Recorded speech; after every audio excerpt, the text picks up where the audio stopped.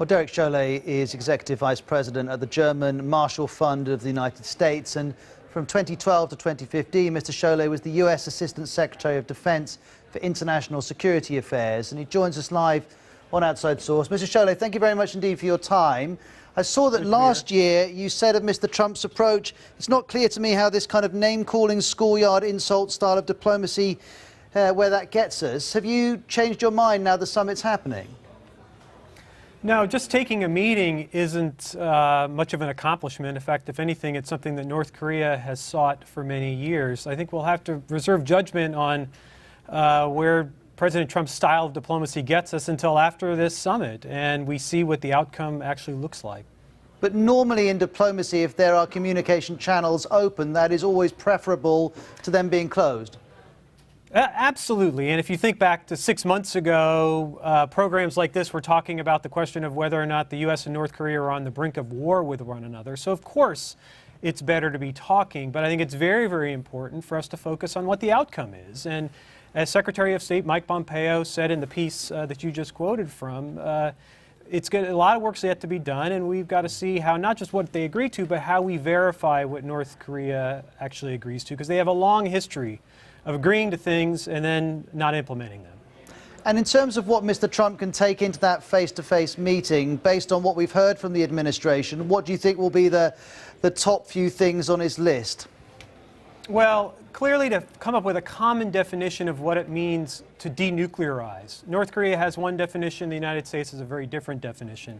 I'm going to be looking for a roadmap for future implementation of an agreement, perhaps an agreement to meet again in 6 months' time or a year's time, after experts will be doing a lot of work to come up with how we can address the various threats posed by North Korea, and then what an end game actually looks like, what we could see as the end of this process. I think those are the specifics we're going to need to be looking for 24 hours from now at the end of this summit.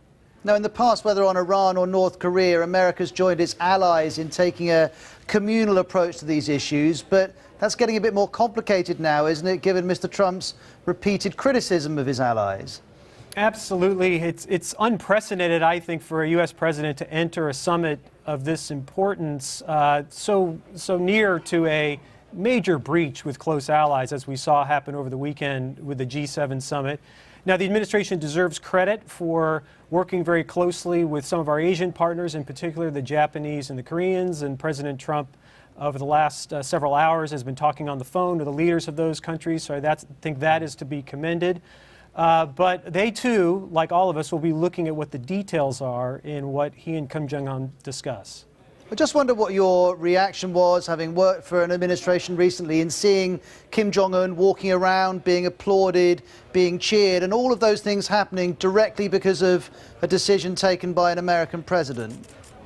Well, I think it's a reminder what a huge concession this meeting actually is for the North Koreans. The North Korean regime wants, as much as anything else, prestige. They want recognition. They want to be treated as a co-equal. So the idea that they're now watching their leader walk into a hotel in Singapore to the sound of cheers is something that's very heartening for them.